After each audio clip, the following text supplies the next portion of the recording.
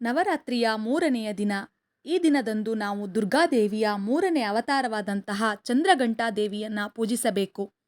ಚಂದ್ರಘಂಟ ಅಂದರೆ ಗಂಟೆಯಾಕಾರದ ಚಂದ್ರನನ್ನ ಮಸ್ತಕದಲ್ಲಿ ಧರಿಸಿದವಳು ಎಂದರ್ಥ.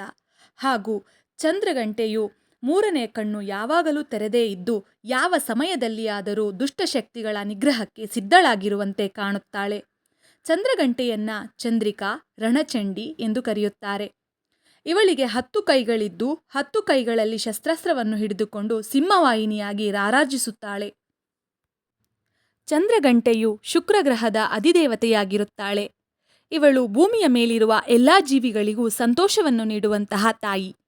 ಇವಳ ಆರಾಧನೆಯಿಂದ ಸಂಪತ್ತು ಹಾಗೂ ಸಮೃದ್ಧಿ ನೆಲೆಸುತ್ತದೆ. ಹೊಸದಾಗಿ ವಿವಾಹವಾದ ಸ್ವರೂಪವನ್ನ ದುರ್ಗಾಮಾತೆಯು ಚಂದ್ರಘಂಟಾ ರೂಪದಲ್ಲಿ ಅವತರಿಸಿದ್ದಾರೆ. ಹಿಮವಂತ ಹಾಗೂ ಮೈನಾದೇವಿಯ ಪುತ್ರಿಯಾಗಿ ಜನಿಸಿದ ಪಾರ್ವತಿಯು ಶಿವನನ್ನ ಪಡೆಯಲು ಕಠಿಣ ತಪಸ್ಸನ್ನ ಕೈಗೊಳ್ಳುತ್ತಾಳೆ. ಪಾರ್ವತಿಯ ಕಠೋರ ತಪಸ್ಸನ್ನ ಮೆಚ್ಚಿದ ಶಿವನು ಮದುವೆಯಾಗಲು ಒಪ್ಪಿಕೊಳ್ಳುತ್ತಾರೆ. ಇದರಂತೆ ಹಿಮವಾನನ ಅರಮನೆಯಲ್ಲಿ ಮದುವೆಯ ಏರ್ಪಾಡುಗಳು ಕೂಡ ನಡೆಯುತ್ತದೆ. ಸ್ಮಶಾನವಾಸಿಯಾದ ಶಿವನು ತನ್ನ ಭಯಾನಕ ರೂಪದಲ್ಲೇ ತನ್ನ ಗಣಗಳೊಂದಿಗೆ ಮೆರವಣಿಗೆಯಲ್ಲಿ ಅರಮನೆಯನ್ನ ತಲುಪುತ್ತಾನೆ. ಬೂದಿಯಿಂದ ಮುಚ್ಚಲ್ಪಟ್ಟ ಶರೀರ, ಕೊರಳಿನಲ್ಲಿ ಸುತ್ತಿದ ಹಾವುಗಳು, ಗಂಟಿನಂತಿರುವ ಜಟಾಧಾರಿಯಾದ ಶಿವ, ಅವನೊಂದಿಗೆ ದೆವ್ವಗಳು, ಪಿಶಾಚಗಳು, ಗಣಗಳು, ಋಷಿಮುನಿಗಳು, ಅಘೋರಿಗಳು ಒಳಗೊಂಡಂತಹ ವಿಚಿತ್ರ ಮೆರವಣಿಗೆಯನ್ನ ನೋಡಿ ಪಾರ್ವತೀದೇವಿಯ ತಾಯಿ ಮೈನಾದೇವಿ ಮೂರ್ಛೆ ಹೋಗುತ್ತಾಳೆ. ವಿವಾಹಕ್ಕೆಂದು ಸೇರಿದವರು ಶಿವನ ರೂಪವನ್ನ, ಅವನ ಗಣಗಳನ್ನ ನೋಡಿ ಆಘಾತವನ್ನ ಅನುಭವಿಸುತ್ತಾರೆ. ಇದನ್ನು ಕಂಡ ಪಾರ್ವತಿಯು ಶಿವನಿಗೆ ಮುಜುಗರವಾಗದಿರಲೆಂದು ಭಯಾನಕ ರೂಪವಾಗಿ ಚಂದ್ರಘಂಟೆಯಾಗಿ ಪರಿವರ್ತನೆಯಾಗುತ್ತಾಳೆ. ಚಿನ್ನದ ಮೈಬಣ್ಣವನ್ನ ಹೊಂದಿದ ಚಂದ್ರಘಂಟೆಯು 10 ತೋಳುಗಳನ್ನ ಹೊಂದಿದ್ದಳು. 9 ತೋಳುಗಳಲ್ಲಿ ತ್ರಿಶೂಲ, ಗದೆ, ಬಿಲ್ಲುಬಾಣ, ಖಡ್ಗ, ಕಮಲ, ಗಂಟೆ, ಕಮಂಡಲ ಹಾಗೂ 1 ತೋಳಿನಲ್ಲಿ ಅಭಯ ಮುದ್ರೆಯಿಂದ ಸಿಂಹವಾಹಿನಿಯಾಗಿ ರೂಪ ತಾಳುತ್ತಾಳೆ. ತನ್ನ ಭಕ್ತರಿಗೆ ತಾಯಿಯಂತೆ ಆದಿಶಕ್ತಿಯು ಸಹಾನುಭೂತಿಯನ್ನ ತೋರುತ್ತಾಳೆ ಹಾಗೂ ಕೆಟ್ಟವರಿಗೆ ಭಯಾನಕ ರೂಪದಲ್ಲಿ ಕಾಣಿಸಿಕೊಳ್ಳುತ್ತಾಳೆ. ಚಂದ್ರಘಂಟೆಯ ರೂಪ ತಾಳಿದ ಪಾರ್ವತಿಯು ಶಿವನಿಗೆ ಸುಂದರವಾದ ವರನ ರೂಪವನ್ನ ತಾಳಲು ಭಿನ್ನವಿಸುತ್ತಾಳೆ. ಪಾರ್ವತಿಯ ಮಾತಿಗೆ ಒಪ್ಪಿದ ಶಿವನು ಸುಂದರ ರೂಪ ತಾಳಿ ಆಭರಣಗಳಿಂದ ಅಲಂಕೃತನಾಗಿ ಸುಂದರ ರಾಜಕುಮಾರನಂತೆ ಕಾಣಿಸಿಕೊಳ್ಳುತ್ತಾನೆ. ಶಿವ ಹಾಗೂ ಪಾರ್ವತಿಯ ವಿವಾಹವು ಸಾಂಗವಾಗಿ ನೆರವೇರುತ್ತದೆ. ಹೀಗೆ ಶಿವ ಹಾಗೂ ಪಾರ್ವತಿಯು ವಿವಾಹವಾದ ದಿನವನ್ನು ಪ್ರತಿ ವರ್ಷ ಮಹಾಶಿವರಾತ್ರಿ ಎಂದು ಆಚರಿಸಲಾಗುತ್ತದೆ.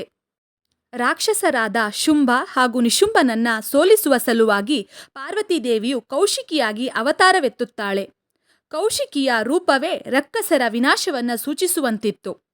ಶುಂಭನು ತನ್ನ ಸಹೋದರನಾದ ನಿಶುಂಭನಿಗೆ ಮದುವೆ ಮಾಡಲು ಯೋಜನೆ ಹಾಕಿ ಶುಂಭ ಅವಳನ್ನ ಕರೆತರಲು ಧೂಮ್ರಾಲೋಚನನೆಂಬ ರಾಕ್ಷಸನನ್ನು ಕಳಿಸುತ್ತಾನೆ.